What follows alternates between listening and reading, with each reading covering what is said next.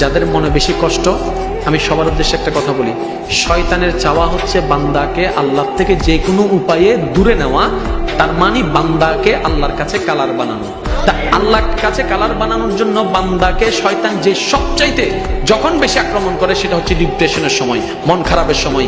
এমন এমন কিছু কথা মনে করাই দিবে যেগুলো আসলে আপনার কথা নয়, শয়তানে আপনাকে মনে করাই দিচ্ছে যেন আপনি সুইসাইড করেন, চিরতরে আল্লাহর কাছে আপনি পাপী হয়ে যান।